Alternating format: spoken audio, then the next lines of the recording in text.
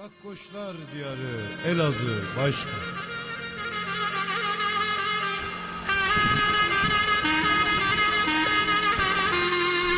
Le 29 juillet, nous sommes arrivés à Izmir. Le 30, nous sommes partis d'Izmir pour Pergame, à 100 km. C'est l'éolie et il y a toujours du vent. L'Asclépion est un étonnant centre de cure dédié au dieu guérisseur Esculape, bâti vers le IVe siècle avant Jésus-Christ. Là officia Galien, l'un des plus grands rivaux d'Hippocrate. Sur la colline en face se trouve l'acropole.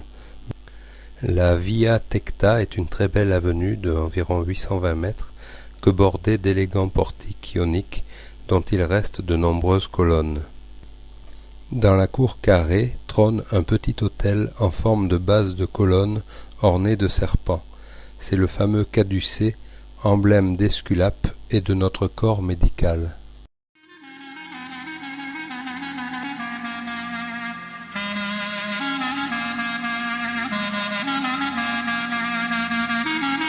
Il subsiste à droite un superbe rideau de colonnes ioniques qui dissimule le théâtre.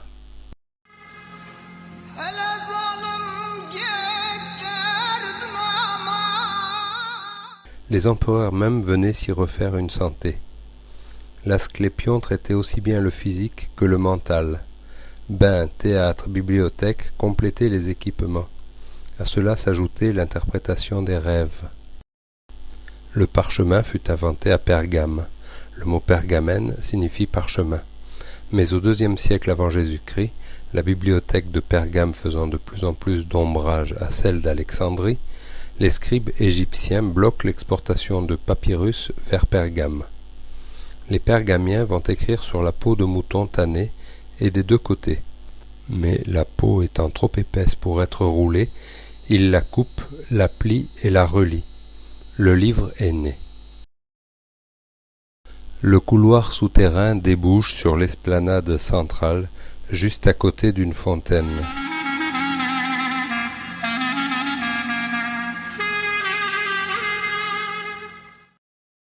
Dans cet étonnant sous-sol, autour d'un énorme pilier central, une galerie distribue plusieurs pièces voûtées.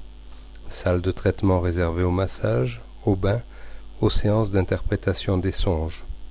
Grâce aux innombrables conduits d'aération en terre cuite qui criblent les murs, il devait y régner une moiteur délassante. Pergame, qui longtemps rivalise avec Rome et Alexandrie, s'alliera aux Romains, et les conquérants arabes du 8e siècle obligent les habitants à détruire les monuments de la ville pour fortifier les remparts face aux Seldjoukides de Konya. Les murailles ne résisteront pas aux Ottomans ni à Tamerlan.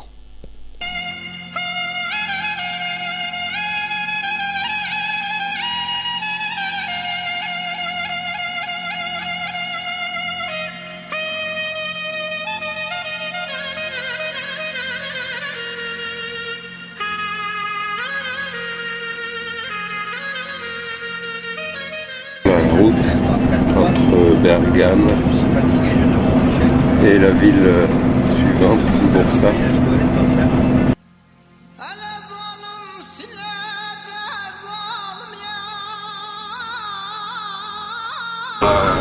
Passer nomade en devenant sédentaire. Et donc, on a toujours notion nomade, on a toujours, comment dirais-je, l'animal le plus important, c'est un cheval.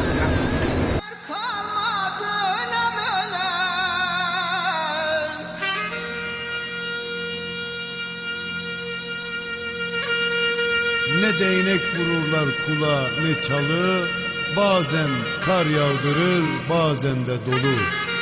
Şeyhiyle meşhur o bizim Palu. Vatanın elleri çok güzel ama Gakkoşlar diyarı Elazığ başka.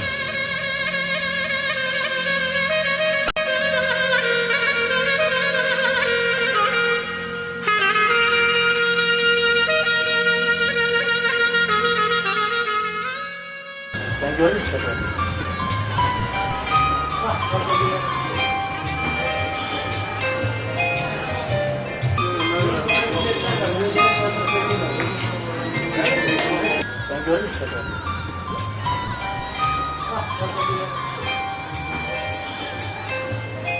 Bursa est à 260 km. L'élevage du ver à soie fit la fortune de Bursa pendant plus d'un millénaire. Cette ville symbolise pour les Turcs le premier âge de la culture ottomane, celui d'une expansion sans obstacle. Le cimetière des sultans ottomans fut achevé par Murat II en 1426. Il se cache au milieu d'un ravissant jardin. Les tombes des premiers souverains qui le fondèrent reposent dans des petits mausolées dispersés parmi les arbres et les bosquets de fleurs. La sérénité des lieux laisse mal imaginer le tumulte de ces temps où la soif du pouvoir poussait les membres de la famille impériale à s'entretuer. La mosquée de Murat II, bâtie en T renversé, conserve de belles faïences hexagonales. La rosette en marbre à droite de l'entrée était l'emblème des derwiches.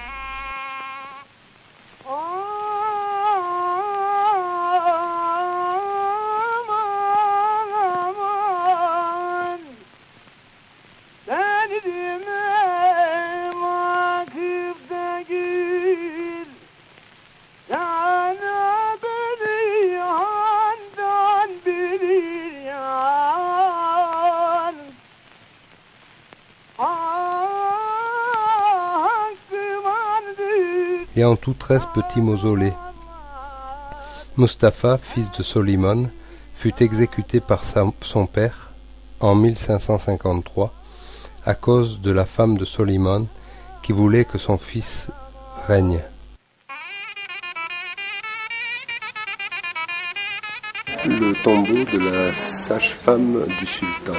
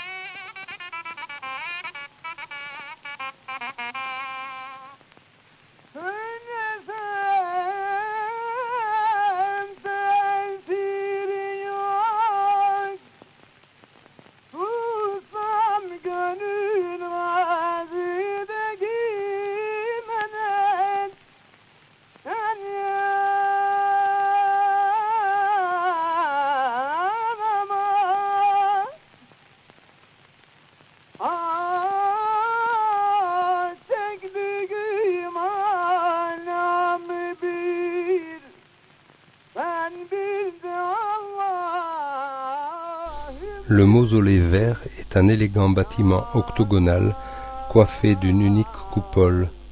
Seuls éléments d'époque, les jolies calligraphies des fenêtres, les carreaux des murs intérieurs.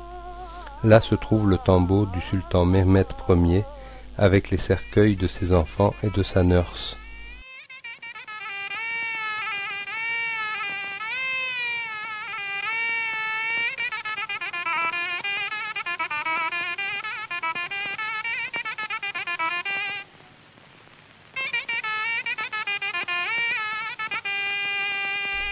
La mosquée verte doit son nom à ses superbes faïences au ton vert qui ont été remplacées par de fades carreaux turquoises à la suite du tremblement de terre de 1855. Elle dresse ses fins minarets au milieu des cyprès. C'est un joyau de marbre blanc et de faïence respectant le plan en T inversé typique de Bursa. L'espace intérieur a une sobriété invitant à la méditation.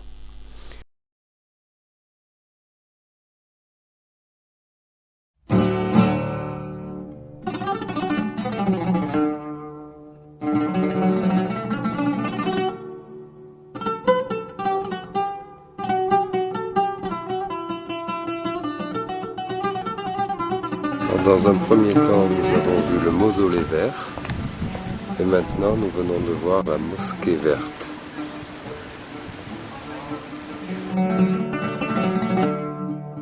Des préfabriqués dus au tremblement de terre de 1999.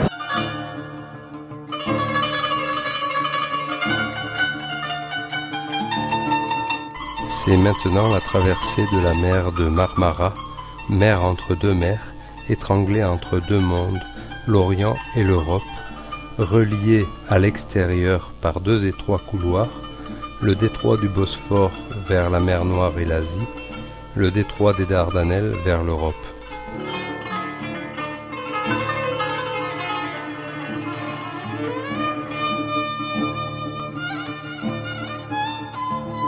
La partie asiatique, c'est plutôt les quartiers résidentiels.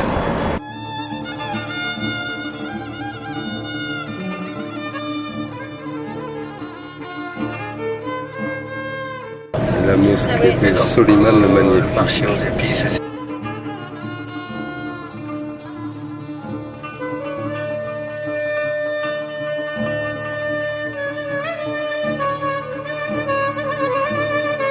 On change de continent avec un quart. Alors, le Bosphore, c'est en bas. Donc, c'est un passage important, maritime. Et donc, qui relie la mer Marmara à la mer Noire, là-haut au nord.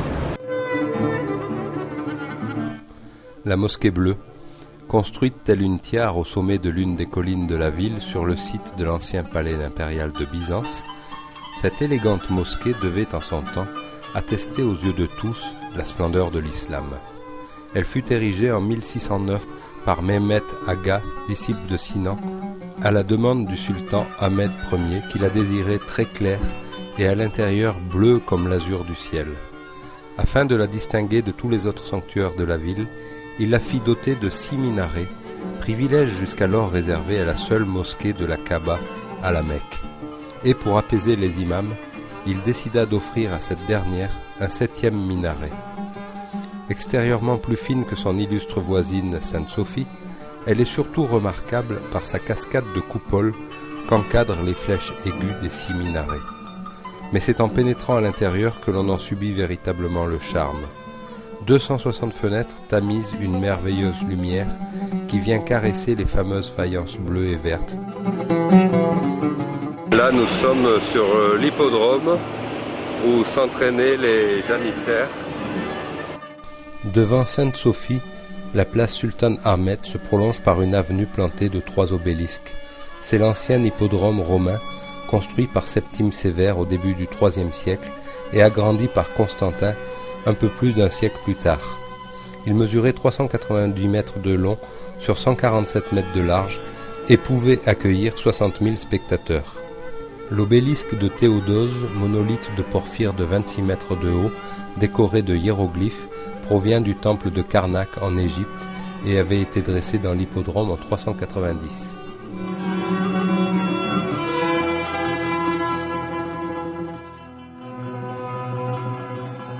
La colonne serpentine fut rapportée du sanctuaire d'Apollon à Delphes par Constantin. L'hippodrome était le véritable centre vivant de la cité. Les jeux s'y déroulaient, mais on y célébrait aussi les grandes fêtes.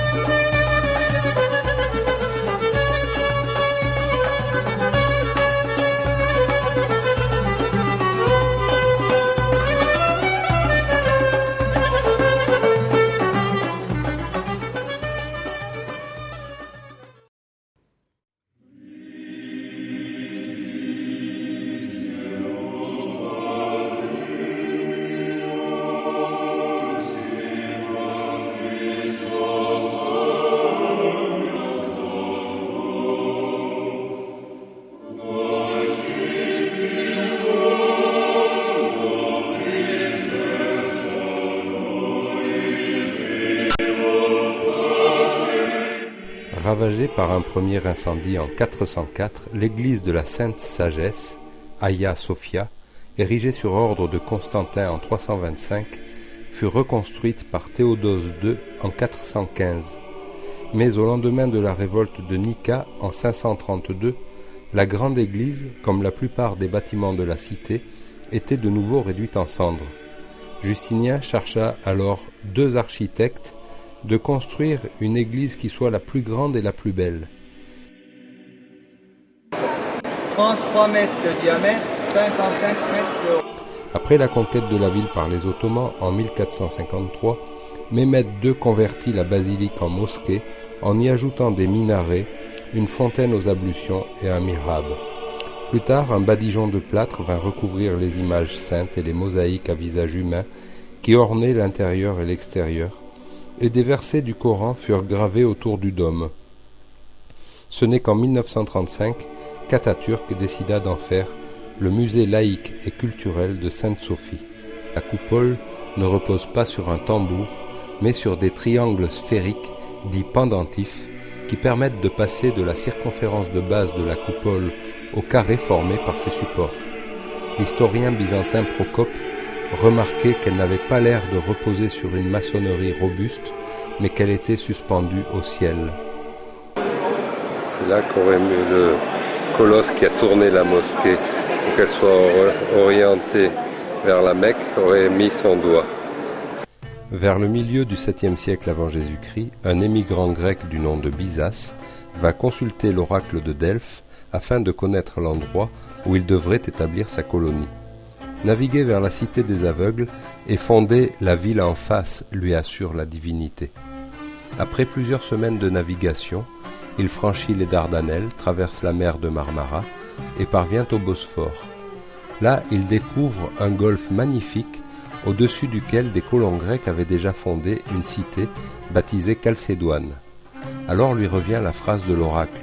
Chalcédoine était la ville des aveugles, la ville de ceux qui n'avaient pas vu que juste en face, à moins d'1 kilomètre, les collines de la péninsule triangulaire qui constituait la pointe du continent européen formaient un site unique, probablement voué à un avenir prodigieux. Sur la pointe de Lygos, Byzas fonde sa cité et lui donne son nom. La colonie se développe et s'enrichit rapidement grâce à la pêche et aux droits de péage qu'elle perçoit sur les navires qui franchissent le détroit. Mais bien vite, elle suscite aussi des convoitises. Dès la fin du VIe siècle avant Jésus-Christ, elle est assaillie par les Perses. Délivrée par Sparte, elle passe sous la domination athénienne, dont elle ne se libère que pour affronter les assauts de Philippe de Macédoine. Plus tard, Byzance se tourne vers Rome et, au IIe siècle de notre ère, devient un relais commercial de Rome. Elle est ensuite l'enjeu de rivalité, et Septime Sévère s'en empare, il massacre la garnison et fait détruire les monuments. Son fils, Caracalla, rebâtit la cité. Il la dotera de temples et de nombreux édifices. Plus d'un siècle après sa mort, un autre empereur romain, Constantin, décide de déplacer sa capitale au centre de son empire et choisit pour ce faire Byzance, située à 3000 km de Rome. En septembre 324, Constantin entre dans Byzance, la nouvelle Rome, et la rebaptise Constantinopolis, la ville de Constantin. Bon, là nous sommes à la mosquée de Soliman le Magnifique.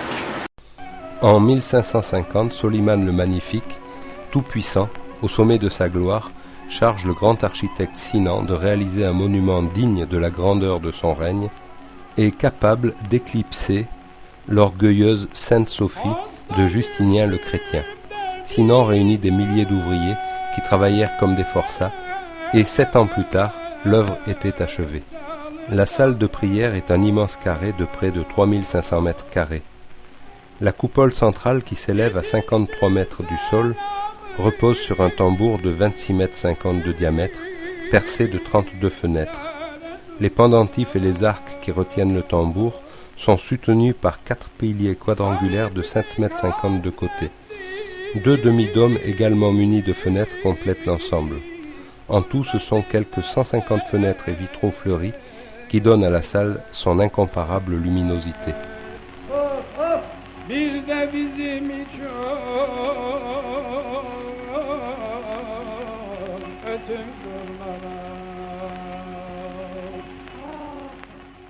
Au milieu des stèles blanches du cimetière se dresse le mausolée de Soliman, monument octogonal coiffé d'une coupole et entouré d'une galerie ouverte.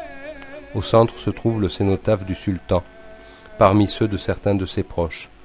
Non loin de Soliman repose son épouse favorite, la sultane Roxelane, à laquelle de sa vie il ne saurait rien refuser, pas même la tête de son favori et grand vizir Ibrahim Pacha. Au 5e siècle, la ville bien gardée de Dieu est ceinte de remparts. La citerne byzantine, véritable palais englouti, a été construite par Justinien au VIe siècle.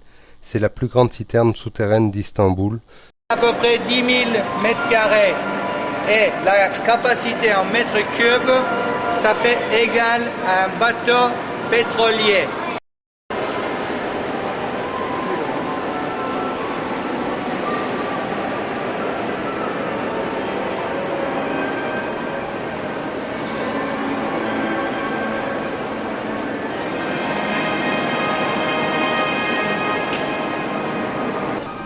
Tout au fond, 2 colonnes reposent sur d'énormes têtes de méduses renversées provenant d'un temple antique.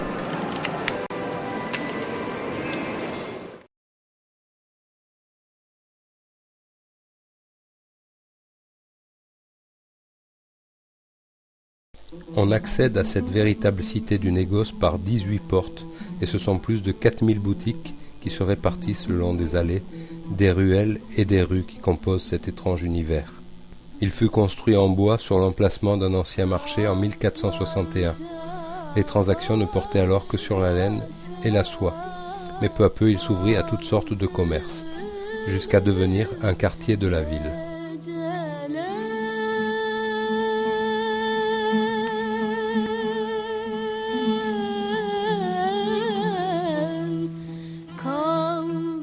À Hagia Sophia, il y a une rue qui était autrefois habitée par les riches.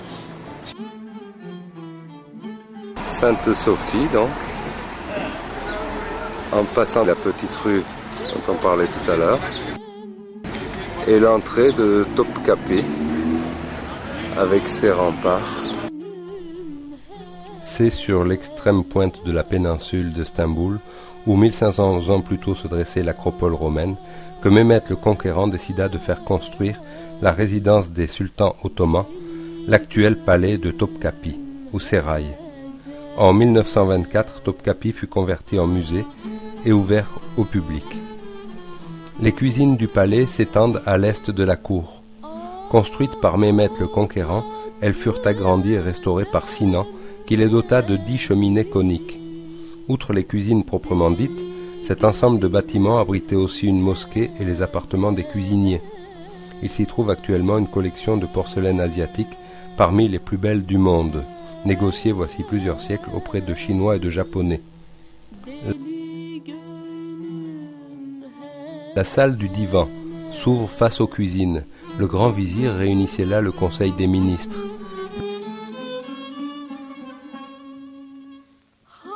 Le souverain disposait d'un cabinet secret, dit « œil du sultan », dissimulé derrière une ouverture grillagée, d'où il pouvait assister au conseil sans être vu.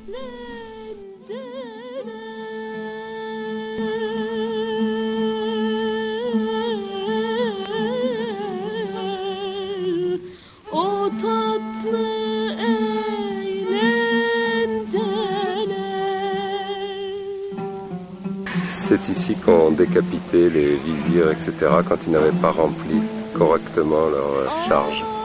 Alors ça, c'est l'entrée du deuxième jardin.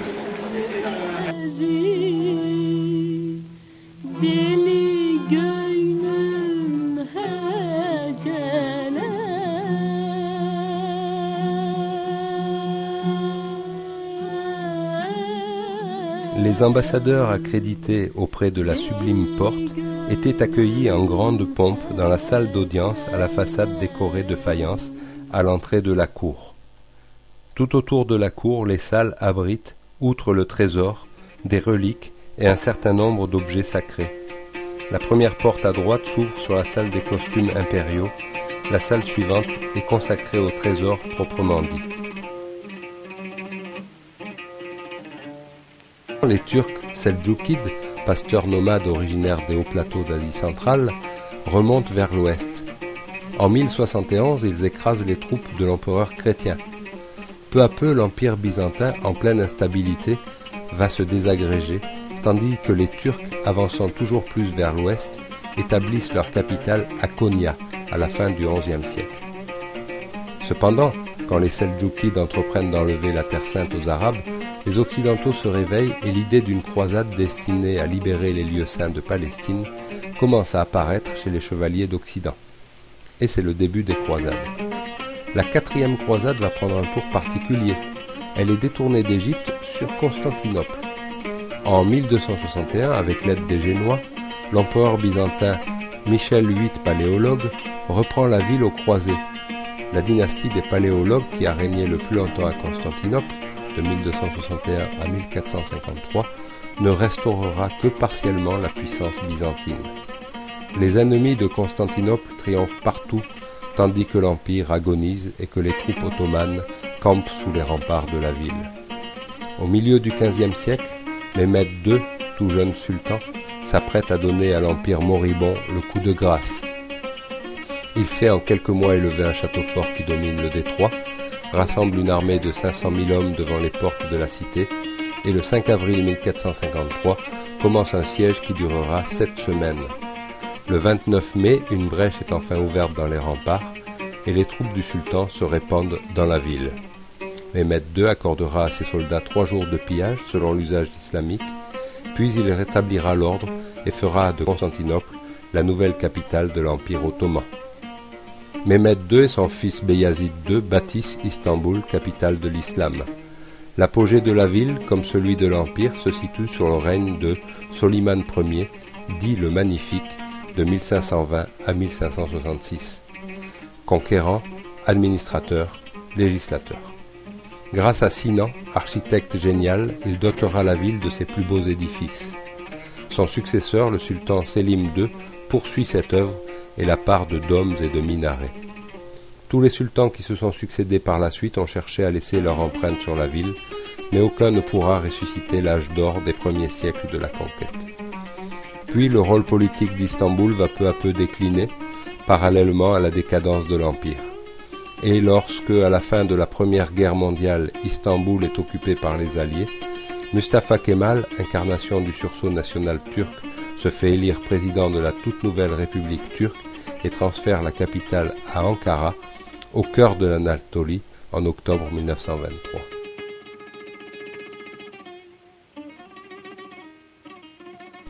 Le bazar égyptien fut reconstruit en 1943 sur le site d'un ancien marché aux épices, aux parfums et aux drogues. Bien que les marchands d'épices ne soient plus aussi nombreux, on est envoûté par son animation et le charme de ses allées parfumées.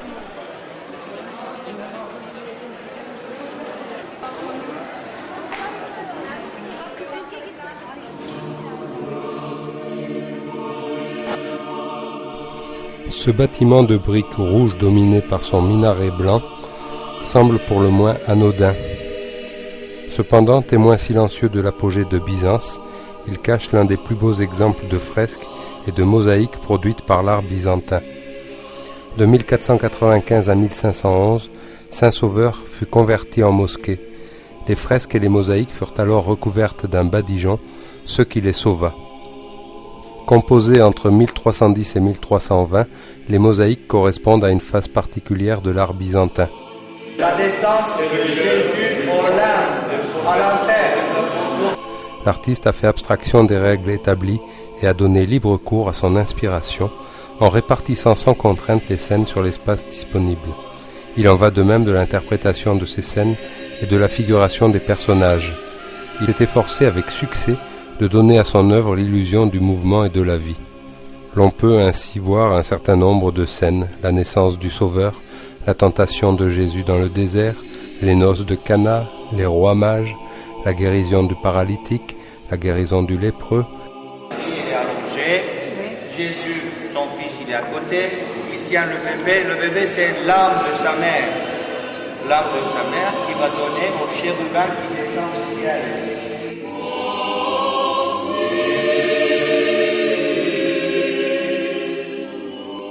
Théodore Métochite, le ministre des Finances que je vous ai parlé.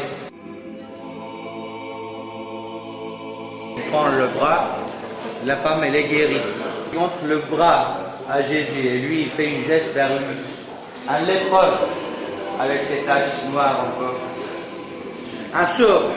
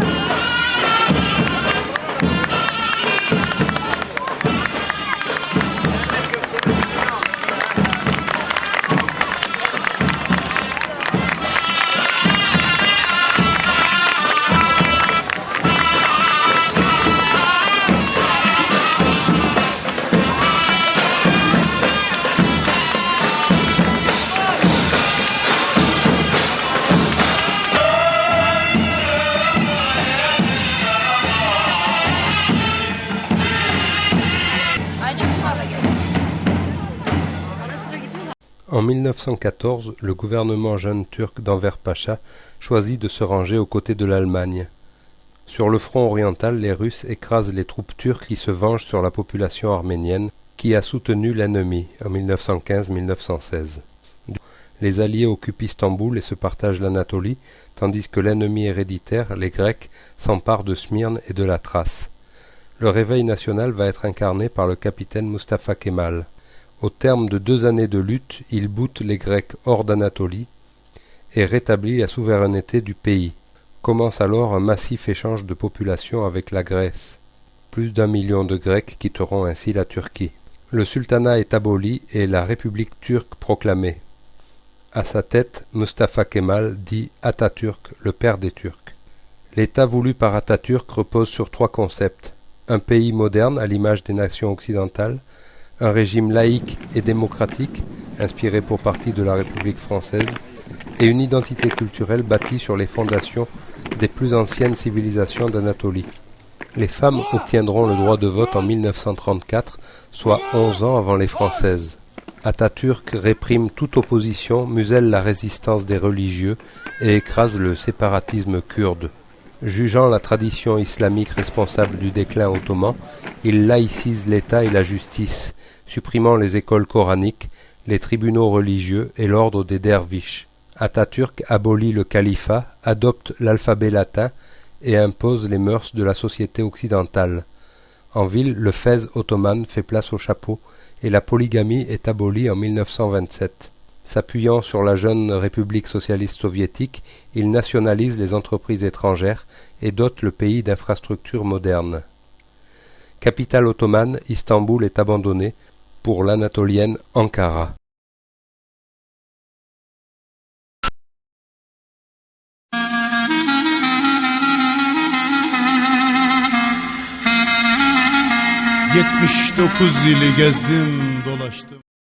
Également, vous avez un bas-relief un peu, on ne voit pas tout ce que c'est exactement, mais sachez qu'il s'agit d'une représentation de première déesse mère anatolienne. Donc, le léopard, les animaux sauvages, bien si vous voulez. Donc, elle est la déesse. Elle est parmi les premières déesses.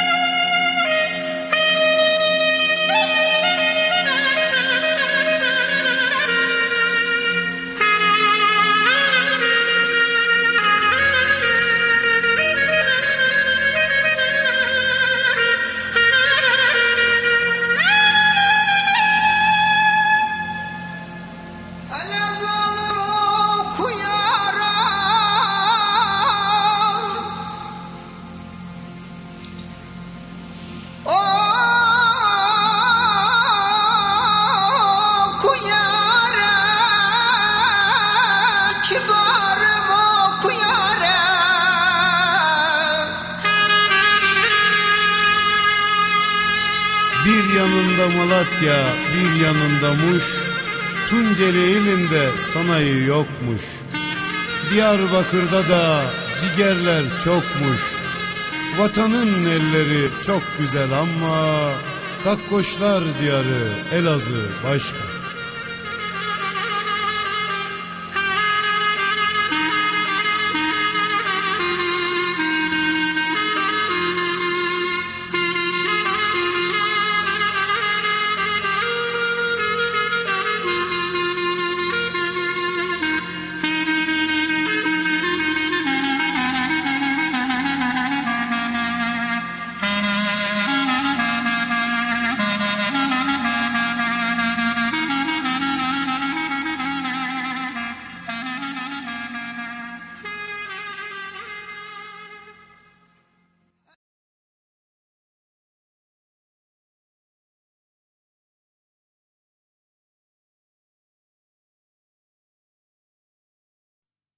La Cappadoce est une région de haut plateau située à plus de 1000 mètres d'altitude au centre de l'Anatolie. D'origine primaire, ces hauts plateaux ont été affectés à l'ère tertiaire par les contre-coups du plissement alpin qui a vu se soulever les chaînes du Taurus au sud et celles de l'Antitaurus au nord. Pris dans cette tenaille naturelle, les plateaux se sont crevassés et ont donné naissance à des volcans. Son sol pulvérulent est constitué d'un tuf très tendre formé par l'agglomération de cendres et de boue issues des épanchements des deux volcans. Mais surtout, l'érosion provoquée par le ruissellement des eaux et le vent a peu à peu donné naissance à un paysage insolite, chaotique et lunaire au décor surréaliste. Type principal, la nef principale, mais c'était pas l'accès d'époque. Dans la vallée de Gorem, quelques 350 églises ou chapelles ont été répertoriées. À partir du 1er siècle de notre ère, la Cappadoce passa sous la domination de Rome. Terre d'accueil des chrétiens persécutés par les Romains, la région devint un important foyer du christianisme avec l'avènement de Constantin. Dès lors, elle attira nombre de moines et d'ermites à la recherche de solitude qui y bâtirent les premières églises. Plutôt, ils creusèrent à même la roche, à l'intérieur des cônes et des falaises. La peinture cappadocienne rend d'abord hommage au Christ. Son histoire nous est contée sur les murs de toutes les églises et il trône souvent dans l'abside en majesté, Pantocrator. Et quand l'iconoclasme sévit, une multitude de croix rouges signifie sa présence. Après avoir rattrapé les bouts des fibres ce soir, ce qui fait, tous ces fibres, il le passe à notre ami ici. Approchez-vous un peu plus, vous verrez mieux, parce que les fibres pour le moment sont très très fines, mesdames et messieurs. Ici, devient un seul fil et sans bobine sur l'appareil. Maintenant,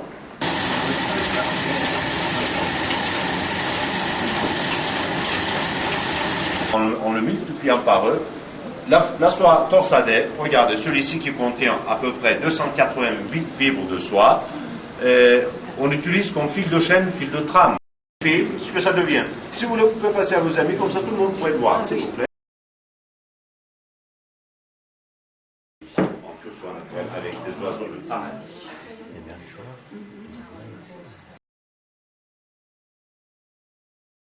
Représente sur ce tapis à peu près 2 ans de travail, pour vous donner une idée. Regardez Le tapis de Kayseri. Voilà, ça existe bien sûr des petites dimensions.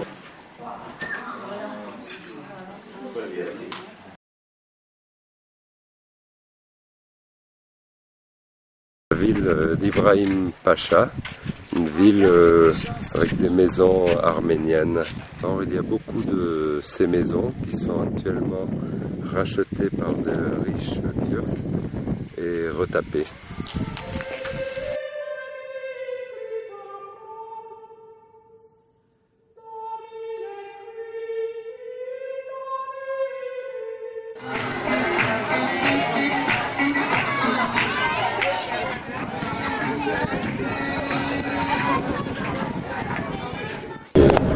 Culture de la pomme de terre. Voilà, pour la conservation des patates.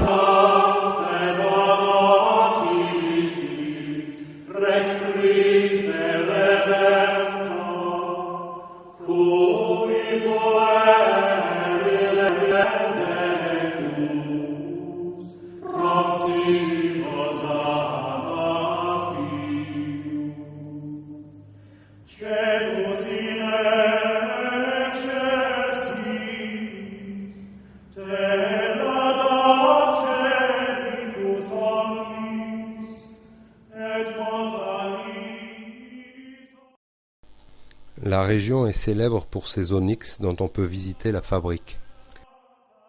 Comme quoi que l'onyx il appartient à la famille de Calcédoine, il est aussi translucide comme l'agate. Voilà. Même entre les collègues, quand on voit un objet à cette couleur-là, c'est considéré un objet de collection.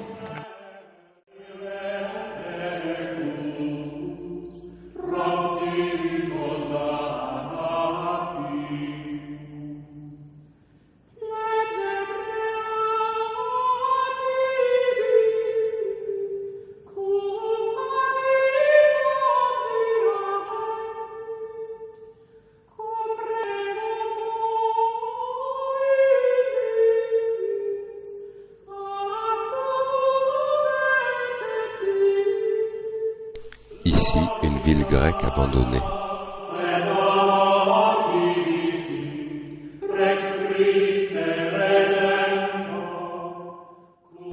Keimakli, Cette étrange ville souterraine est située à 45 km au sud-ouest d'Urgup.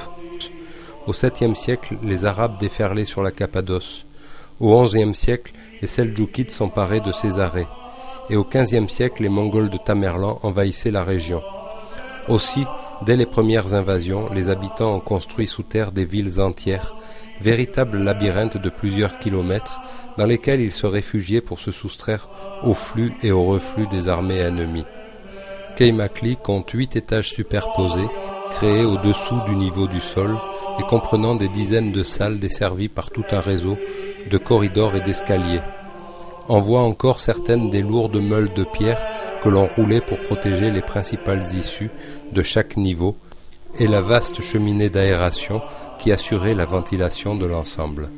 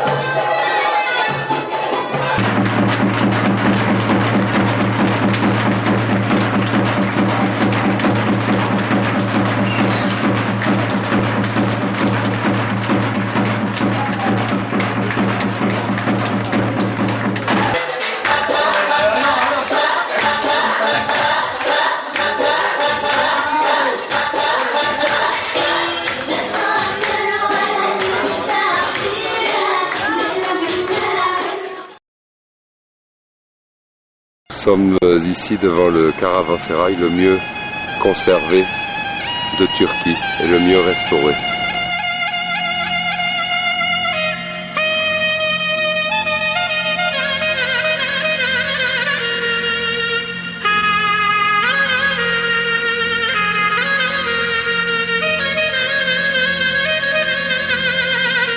La mosquée sans minaret au milieu.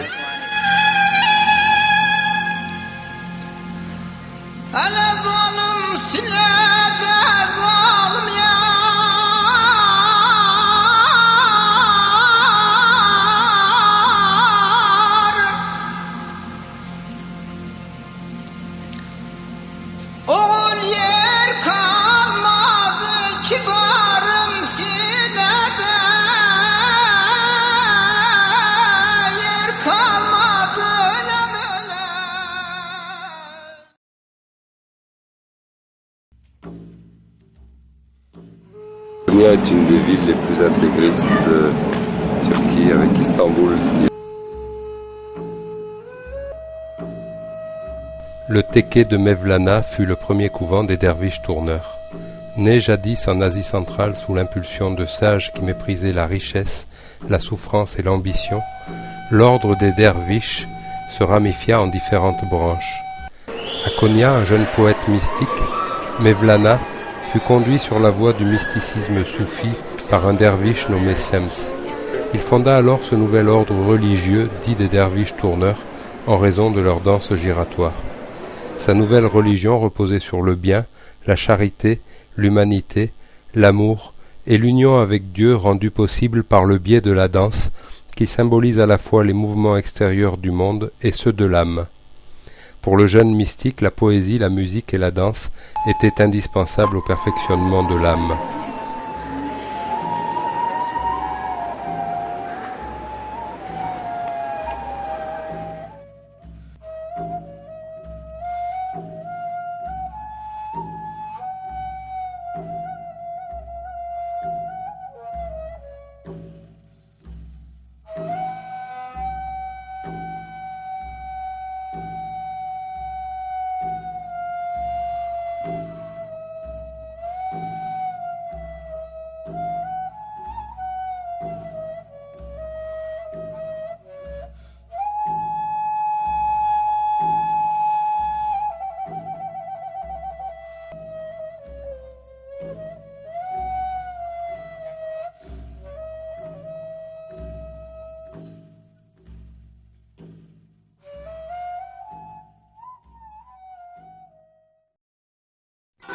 On est dans le vieux Antalya.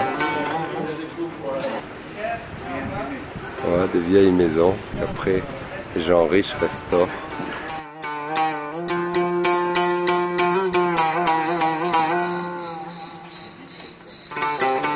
C'était un temple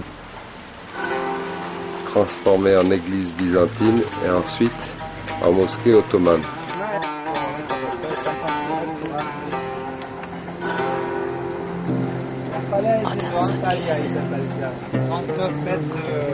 Voilà le port de tourisme d'Antalya.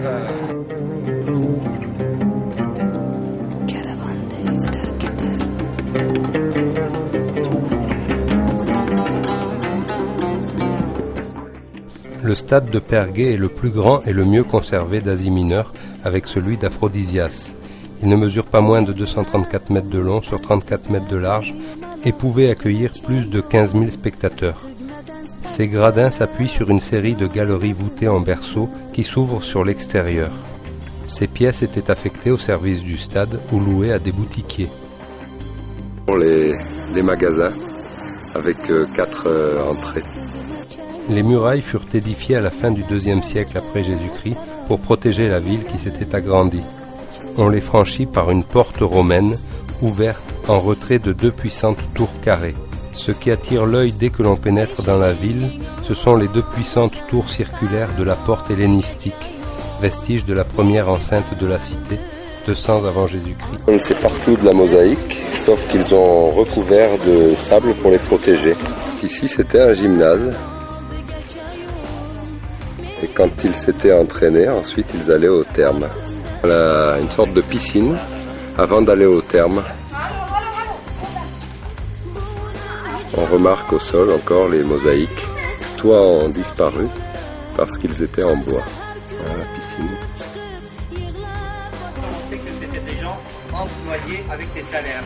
Donc les gens qui chauffaient l'eau pour obtenir l'eau bouillante et puis pour obtenir cette air chaude qui était aspirée par le bâtiment. Pergué frappe par l'importance des infrastructures liées à l'eau. Toujours la mosaïque. Et voilà une enseigne publicitaire, une boutique. La voie principale de la ville, véritable boulevard, 20 mètres de large, pavé de marbre et bordé de boutiques, s'étire sur près de 300 mètres de longueur. Elle est séparée en deux par un canal de 2 mètres de large où coulait une eau rafraîchissante. La voie principale s'achève au pied de l'acropole où se dresse un grand nymphée, l'un des édifices les plus importants de Pergé, qui recueillait les eaux des hauteurs voisines et alimentait le canal central.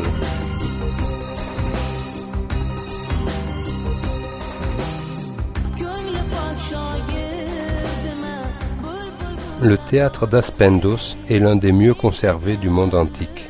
L'état quasi parfait de l'ensemble donne l'occasion de bien comprendre la structure d'un théâtre romain.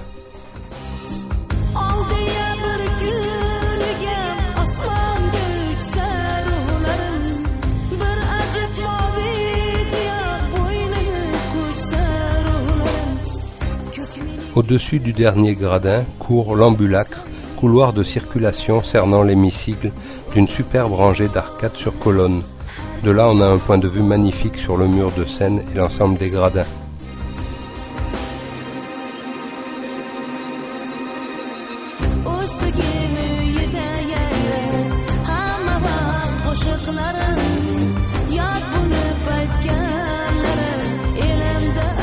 Des exemples de tickets de théâtre. Un acteur tragique de comédie.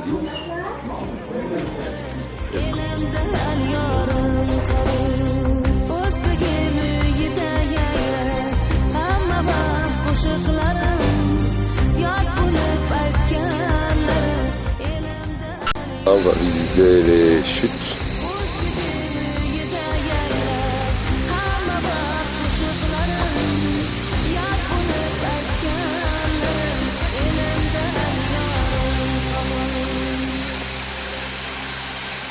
D'eau, ils font du coton, du sésame. Les fèves qui faisaient pas mal de sauce. Au restaurant, c'est une région très verdoyante.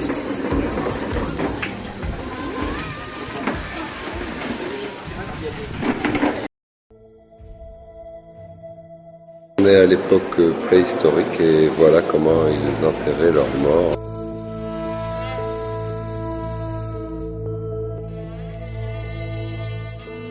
Ici, au musée, un certain nombre de statues qui ont été récupérées à Pergué.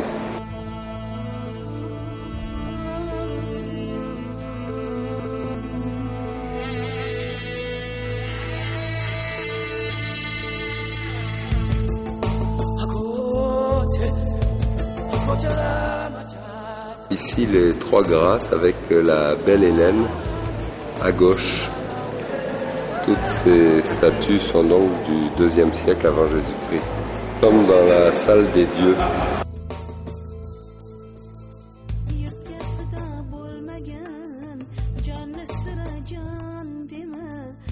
Vous êtes à côté de Aphrodite, le dieu Hermès.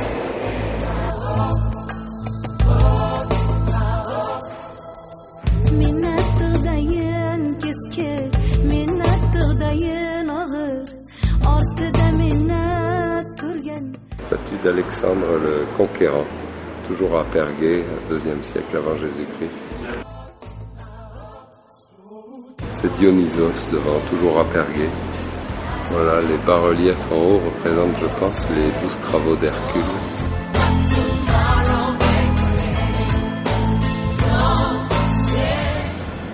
Un sarcophage rendu par le musée de Paul Getty.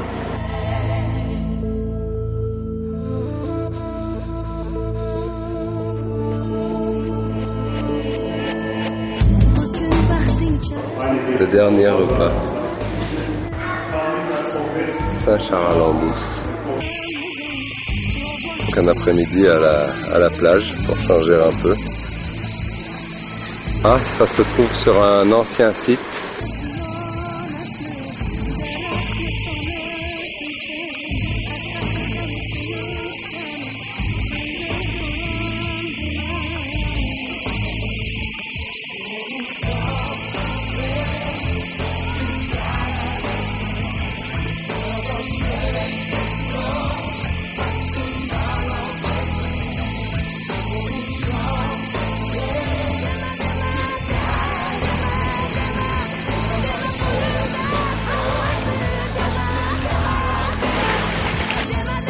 Alors, elle est comment? Très bonne pour moi. Les choses, c'est ce qu'il me faut. Ouais. Là, c'est le retour sur Antalya.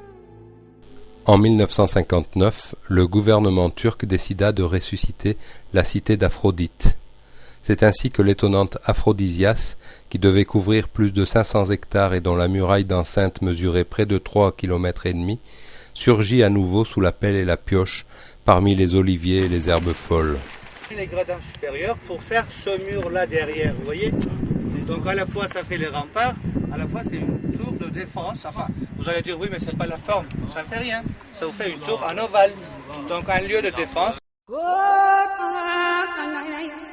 D'abord, les hommes, après les tremblements, ont mis le temple dans cet état malheureux.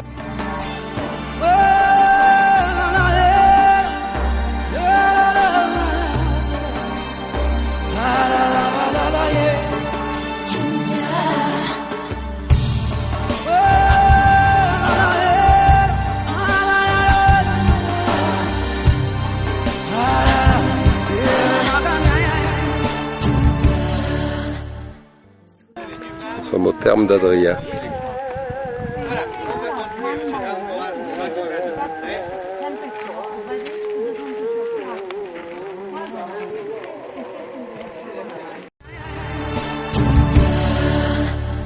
So'zim tingla dunyo bir muddat, bunchalar ham ishlaring g'alat. C'est exceptionnel ici pour la conservation, c'est la loge des artistes. So'zim tingla dunyo bir muddat, bunchalar ham ishlaring g'alat. Yaxshilarni g'amlarga ko'mib, gözlerinin altı çukurundan, göbeğinin altı çukurundan.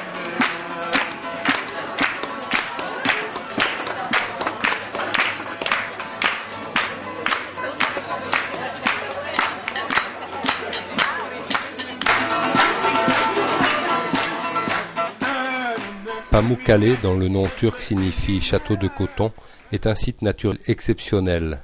Le grand architecte de ce château féerique n'est autre qu'une eau chaude gorgée de carbonate de calcium qui jaillit de la montagne à 53 degrés Celsius.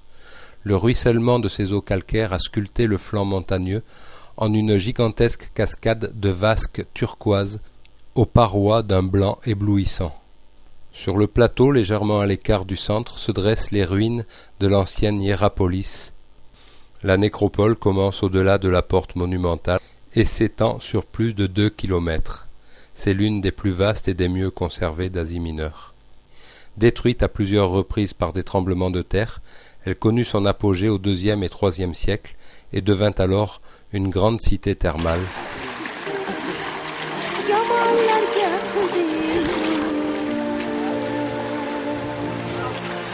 Yaxshilarni g'amlarga ko'mib, yomonlarga qilding.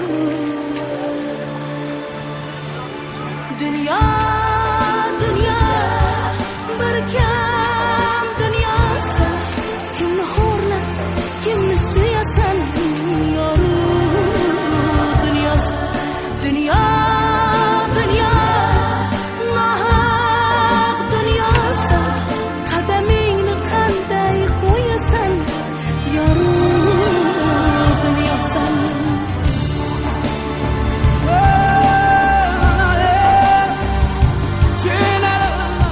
Éphèse, la cité d'Artémis.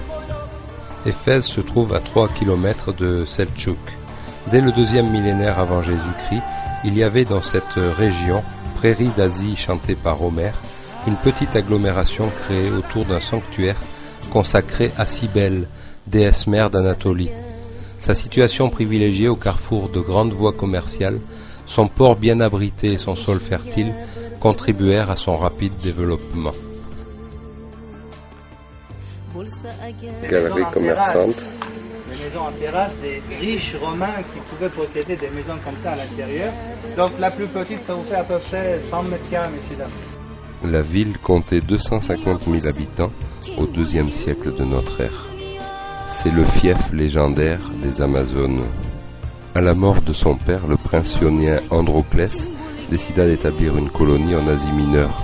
Il consulta l'oracle de Delphes, qui lui dit qu'un poisson et un sanglier lui indiqueraient l'endroit idéal. La fameuse bibliothèque. Quand ils accostèrent aux abords d'Éphèse, Androclès et ses marins firent cuire un poisson sur la berge. Mais les flammes du foyer embrasèrent les buissons alentour, d'où jaillit un sanglier. Oufouk est en train de montrer la publicité pour les maisons closes. Découvrant l'animal, Androclès comprit le sens de la prophétie. et s'empara de la ville. Là-haut, la prison où saint Paul aurait été enfermé. En 53, l'apôtre Paul débarqua à Éphèse pour y prêcher pendant 3 ans. Voilà, la mer était au niveau de ces bâtiments, maintenant elle est bien plus loin. À la mort de Paul, saint Jean, qui avait gagné Éphèse en compagnie de la Vierge, prit sa succession à la tête de l'évêché. C'est à Éphèse qu'il écrivit son évangile. Le recul inexorable de la mer allait sceller le déclin de la ville.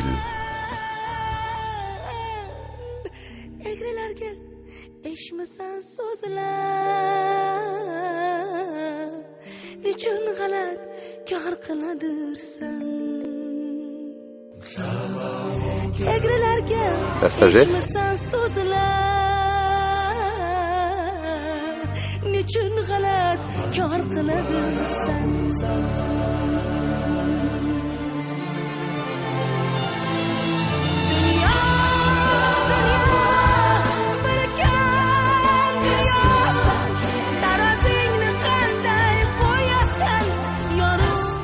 La maison de la Vierge est à environ 8 km de Selçuk.